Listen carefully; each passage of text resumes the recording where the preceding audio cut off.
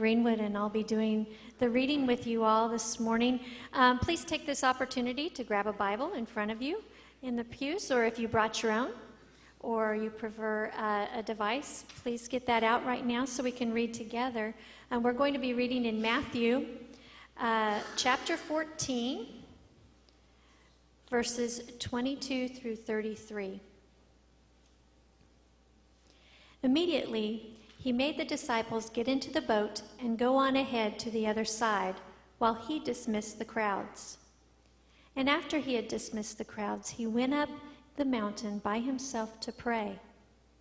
When evening came, he was there alone, but by this time the boat, battered by the waves, was far from the land, for the wind was against them. And early in the morning he came walking toward them on the sea. But when the disciples saw him walking on the sea, they were terrified, saying, "It's a ghost." And they cried out in fear. But immediately Jesus spoke to them and said, "Take heart, it is I. Do not be afraid." Peter answered him, "Lord, if it is you, command me to come to you on the water." He said, "Come." So Peter got out of the boat, started walking on the water, and came toward Jesus.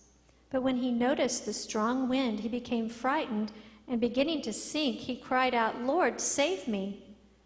Jesus immediately reached out his hand and caught him, saying to him, "You of little faith, why did you doubt?"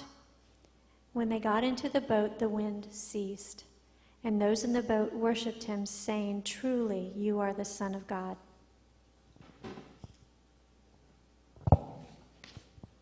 Thank you, Jana. Again, just by introduction, my name is Randall Hodgkinson. I've been a member here at Topeka First since about 2000, I guess. For a while now. I've had some different leadership positions in the church at different times, but right now, my really only sort of leadership position is as part of the balloon decorating committee with my wife and I. So when you see balloons around the church, there's a very high percentage chance that it was Marlana and I doing that. I have two now young adult sons, which I'm having a hard time getting my head to wrap around a little bit. And over the last, 10, 12, 14 years, I guess now, I've served as now we call them certified lay servant. We used to call them lay speakers. And that's a program in the United Methodist Church, recognizing, like this week, that sometimes maybe your pastor's on vacation, or maybe you're between pastors, or different kind of situations. And it's still nice to have somebody do something up here. And so we have a program to sometimes fill pulpits. And so I've been doing that over some time. I've done that here, although it's been a while since I've been here at First. But I go around also to little churches around the district. I preach maybe 4 or 5 times a year, different Sundays, different places. My joke when I go to other places is that if whatever I say offends you today, you're not going to have to run me out of town. I'm leaving anyway. So you can see I'm a little anxious. I'd like to come back here. So come at this with an attitude of forgiveness. By the way, if you're a first-time visitor, please come back. We have a real preacher. He's on vacation this week, okay? Will you pray with me and for me? Lord, open our hearts and minds by the power of your Holy Spirit, that as your scriptures are read and your word proclaimed, we may hear with a new understanding what you say to us today. Amen. So when Jeff asked me to fill in this week, he had told me that the sort of theme for this sermon series was God and the great outdoors. And he said, "Have you ever preached about something sort of on that topic?" And I said, "Yeah, actually once upon a time I did a sermon on whitewater rafting." So I have pulled this sermon out of the file cabinet and adapted it for today. And then we'll talk about adapting a sermon. That's an interesting proposition too. So this was actually given a few years ago. Now, several years ago now, my oldest son Daniel and I went on a Boy Scout camping adventure at Camp Alexander near Lake George, Colorado, if you know where that is. And one day of that week was devoted to whitewater rafting trip. So all the leaders and the scouts piled into a bus, and we traveled about an hour to Canyon City to take a 9-mile trip down the Arkansas River, which they call the Arkansas River there. So I'd never been on a whitewater rafting trip. Just by show of hands, just kind of curious, who has been on a whitewater rafting trip? Okay, quite a few of you. I had not. but it always looked like fun to me. So in preparation for the trip, I asked people, what do I need to do to get ready? In fact, our pastor at the time had just been on a raft trip a couple of weeks before. So I asked him, what do I need to know about whitewater rafting? And he said, listen to what the guide says, and then do what the guide says. When the guide says paddle hard, paddle hard. Okay, I'm pretty good at following directions, and I thought I should be okay. I'm not particularly afraid of the water. I've been in boats many times. And by the way, this wasn't like the most adventurous whitewater rafting. It was like class 2, 3 rapids for those of you who know what those things are. So I thought surely we'll be okay. So we got in the boat, and another leader and I were sort of in the front with the guide explaining to us how to row and so forth. And when we got to the first rapid, the guide yelled, "Forward one!" meaning everyone was supposed to put their oar into the water and do one hard stroke. But just as he called out the command, the front of the boat, where I was sitting, lurched up, and when I tried to put my paddle into the water, I got nothing but air. And I realized with some anxiety, this wasn't as simple as I had been led to believe. Now, luckily, we had a guide who'd been down the river and knew how to deal with the rapids in many sorts of situations. But our guide also knew that circumstances would arise that did not exactly fit our expectation. Sometimes people get thrown out of the boat, or sometimes the boat even completely flips over. We were trained on those contingencies on the way to the put-in point. The guide knew we don't control the river. We can only try to find our way through the rapids. This experience was fresh in mind when I wrote this sermon a few years ago. This is the second account in Matthew regarding an incident on water. The first is the story of the storm coming upon the disciples in a boat as Jesus is asleep, with them waking him and him miraculously calming the storm. Today's story is similar in that it deals with the disciples on the water and sudden crashing wind and waves. What these passages have in common is the theme that first century readers of the gospel would have understood, maybe better than us, the uncertainty and potential dangerousness of getting in a boat and sailing across the sea. Storms came up quickly and unexpectedly in those days. There wasn't any radar. There was no 5-day forecast from the Weather Channel. You took your chances every time you got in a boat.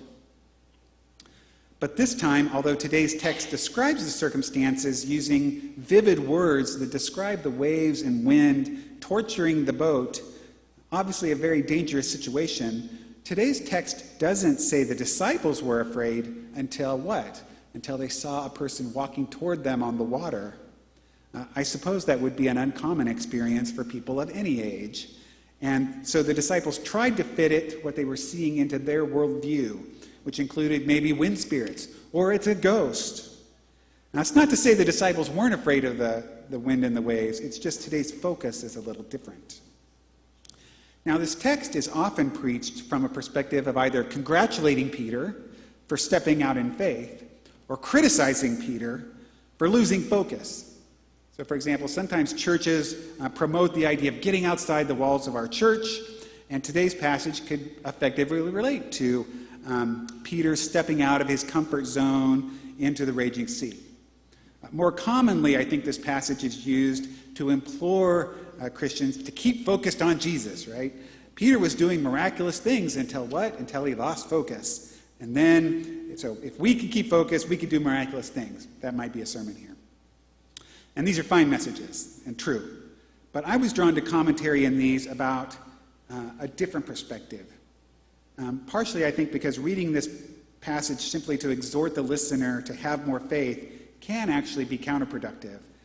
Like when my friend dies of cancer, and I'm left asking, maybe I wasn't faithful enough. Or maybe if I had been more faithful, things would have been different. And on the other hand, to the extent that the message is keep focused on Jesus, I personally don't find this passage very helpful. Jesus chastises Peter for having little faith, but he doesn't really explain how to have more faith. In fact, it's not really even clear that he's chastising Peter about not having faith, as opposed to just simply observing that Peter doesn't have faith. So, what else might be learned from this passage? Once upon a time in this church, we had disciple Bible study. Jane and I were in a very long time ago. And in that disciple Bible study, we would often ask of Scripture, what does this tell us about people? What does it tell us about God? And what does it tell us about the relationship between people and God? So I'm going to approach this passage through that lens today. What does this passage tell us about people? One possibility is that we're imperfect human beings who, like Peter, by our very nature, are squarely caught between the concepts of faith and doubt. I know that I should strive to increase in faith, but I'm constantly shadowed by doubt. Now, by grace, I've started to understand that God gave us the gift of rational minds, and that doubt is simply a part of a rational mind at work. In my research for this sermon, I even saw one writer describe this as the gift of doubt. Thinking people have doubts. Even John Wesley, the father of the Methodist movement, after years of working as a clergyman in the Church of England, Wesley confessed to one of his colleagues his concern that he had so many doubts that he wondered if he was really a fraud preaching to people. And his colleague reassured him and advised him simply, preach faith until you have it. So it's normal to have doubts. When you reach out with your paddle and you only feel air, it's normal to be anxious. But that doesn't mean we shouldn't trust our guide or that we shouldn't continue to follow our guide's commands. What does this passage tell us about Jesus? It tells us that despite Peter's flaws and doubts, Jesus wants to save Peter. After Jesus appears to the disciples and identifies himself, the disciples still doubt. They see him and hear him, and they still doubt. Peter actually tests Jesus in a fashion really more appropriate for Satan, saying, if you're Jesus, do these things. For a short time, the story describes Peter actually walking in the water until he realizes what he's doing and starts sinking and starts panicking. And what does Peter do then? Calls out for help. And what does Jesus do? He saves Peter. He reaches with his hand and lifts Peter out of the waves. Even after Peter doubts and tests Jesus, when Peter is in trouble up to his neck and calls for help, Jesus saves him. Jesus is faithful even when we are not. Jesus doesn't save Peter because he's faithful. He saves Peter because Peter needs to be saved. Even when we're thrown out of the boat, or maybe when we throw ourselves out of the boat, our guide will not abandon us. Finally, what does this passage tell us about Jesus' relationship with people? It tells us, for the second time in Matthew, that Jesus has the power to guide us through the chaos in our lives. Now, earlier I suggested that in our modern age, we don't often suffer from sudden storms that come up over the sea. But in a world of tornadoes and earthquakes and wildfires, that's really not even completely accurate. We know that circumstances do arise in our lives that can't be predicted. The image of the wind and the waves on the sea is a metaphor for chaos and circumstances that we can't predict or control. Do we ever experience that type of situation in our lives? Of course. Whether it's a car accident that suddenly kills a friend or a diagnosis that changes a family member's life. Whether it's a lost job or becoming the victim of a senseless crime. Our lives are full of wind and waves that come up suddenly to batter and torture our boats on the water. What does Jesus do? As described in the story today, Jesus reaches us where we are. Why do we ever trust a guide? Why do I trust the whitewater raft guide? I didn't know him when I went whitewater rafting. A whitewater raft guide has been down the river before. He or she has experienced the rapids and the twists and the turns. And so we can rely on the guide to help us when we're navigating those rapids. But the guide also knows that every trip down the river is different. The water levels and the speeds are different throughout the season and from season to season. That's why the guide can't guarantee that we're going to stay in the boat. He or she can only promise to help us respond when adverse conditions arise, when and where they are encountered. So, does today's passage mean that we should expect that if we believe hard enough, we won't have storms in our life? Of course not. Jesus' salvation isn't addressed to the storms out here in our world, but is really addressed to the storms in here, in our hearts. Jesus doesn't promise to keep us safe from all harm in the world. In fact, Jesus' message isn't even really about this world at all. It's about the inbreaking reign of God in our hearts. When John Wesley was engaged in his early, and by the way, mostly unsuccessful ministry in America, he was making a trip by ship across the ocean. And during the voyage, a violent storm arose, battering the ship and breaking the mast in two. Now, while in a panic himself, Wesley noticed a group of men calmly huddled together praying. After the storm had subsided, Wesley learned that the men were Moravians, a religious group who valued simplicity and piety. The Moravians' calmness in the face of calamity impressed and influenced Wesley's theology. But the Moravians didn't achieve that calmness with some sort of certainty that they would be saved from the physical reality of the storm. The calmness exhibited by the Moravians stemmed from a deeper knowledge of the reign of God, that regardless of the storms or its effects, Jesus was with them, and Jesus would save them in here. The storm didn't have power over Jesus' saving grace. Jesus has complete power over the storms in our hearts. Who is this Jesus? In fact, this passage today shows us that it was the realization of Jesus' saving power that caused the disciples in the boat to finally confess for the first time in Matthew that Jesus is Lord. And it helped Wesley understand how Jesus works in our hearts. So in a powerful way, today's passage is a beautiful story about the relationship of human doubt, human fear, and Jesus' saving grace. It's natural and particularly human for us to have doubts. Although we do and should strive to increase our faith, the reality is we're always going to be reaching out with our paddles. And it's natural that in the face of the chaos of our lives, we should experience fear. Natural disasters and personal afflictions introduce chaos into our lives. What comes next? How will I cope? What if things get worse? What if I don't survive? Uncertainty and chaos can paralyze us and leave us with that sinking feeling. And I told you I wrote this sermon a few years ago. Now, an interesting thing about pulling a sermon out of the file cabinet is none of you have heard this before, but I have. And so I get to reflect on the years since I wrote this and first delivered this message and think about, is it true? Was what I said then still relevant today? So let's think. Are there any storms in our lives, like maybe in our church in the last few years or in our country in the last few years? I know I've experienced this.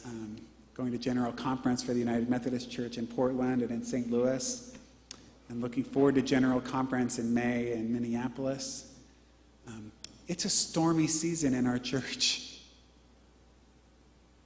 We're in a boat, I guess, and I wonder what's going to happen to the boat. And I don't know.